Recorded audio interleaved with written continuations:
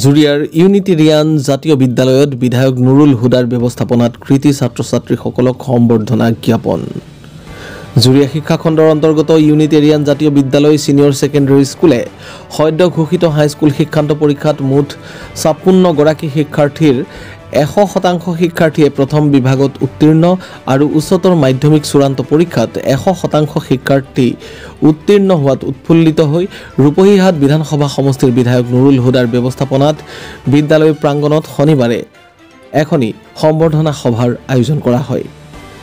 কৃতি ছাত্ৰ-ছাত্ৰীসকলক একোখন ফুলাম গামোচা আৰু অভিনন্দন পত্ৰৰে সম্বৰ্ধনা জনোৱা হয়। এই সভাত সভাপতিত্ব কৰে বিদ্যালয় পৰিচালনা সমিতিৰ সভাপতি মিণ্টু বৰদলৈ।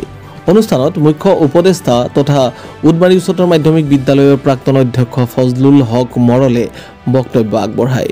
বিধায়ক নুৰুল হুদাই এই অঞ্চলৰ শিক্ষাৰ্থীৰ সুবিধাৰ বাবে এখন কোচিং ইনষ্টিটিউটৰ ব্যৱস্থা কৰি দিব বুলিও প্ৰতিশ্ৰুতি দিয়াৰ লগতে বিদ্যালয়ৰ অধ্যক্ষ শফিকুল ইছলাম সকলো শিক্ষক শিক্ষয়িত্ৰী তথা ছাত্ৰ-ছাত্ৰীৰ উজ্জ্বল ভৱিষ্যত কামনা কৰে। বিদ্যালয়ৰ প্ৰতিষ্ঠাপক অধ্যক্ষ তথা প্ৰশাসক তৈয়বুৰ ৰহমান, প্ৰতীক্ষা নামৰ বেচৰকাৰী সংস্থাৰ সম্পাদিকা নাজিয়া হাছান চৌধুৰী, বিদ্যালয়ৰ উপাধ্যক্ষ শ্বেখ আব্দুল্লাহ সমন্বিতে বহু কেইগৰাকী গণ্যমান্য ব্যক্তি এই অনুষ্ঠানত উপস্থিত থাকে। তোমালোকে আমাৰ সমাজ তথা দেশৰ ভৱিষ্যত, তোমালোকে আমাৰ মানৱ সম্পদ হিচাপে সৃষ্টি হৈ আমাৰ সমাজখনক দেশখনক আগুৱাই লৈ যাব লাগিব। মানুহৰ জীৱনৰ দুটা অধ্যায় আছে।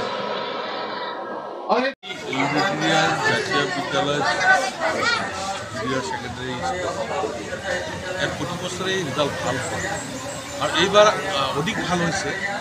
এইবাৰ SSC পৰীক্ষা যিসকলে দিছে ডিষ্টিংশ্যন ষ্টাৰ সহ 100% ফাৰ্ষ্ট ডিভিজন পাইছে, ছেকেণ্ড ডিভিজন দিল, গতিকে ইয়াত যে শিক্ষকসকলে গুণগত শিক্ষা দিছে সেইটো প্ৰমাণ হৈছে। মই আশাবাদী আৰু আগুৱাই যাব লাগিব যাতে আমাৰ ফাৰ্ষ্ট ডিভিজনত ষ্টাৰ আৰু ডিষ্টিংশ্যনৰ ওপৰত থাকে, তাৰ কাৰণে সকলোৱে চেষ্টা কৰিব। মই ইউনিটেৰিয়ান জাতীয় বিদ্যালয়ৰ শিক্ষাগুৰুসকলক ধন্যবাদ আৰু কৃতজ্ঞতা জ্ঞাপন কৰিছোঁ যে তেওঁলোকে নিষ্ঠা আৰু সততাৰে শিক্ষা দিছে আৰু গুণগত শিক্ষা দিছে। গুণগত শিক্ষাৰে ছাত্ৰ-ছাত্ৰীসকলক শিক্ষিত কৰাত সহায় কৰিছে।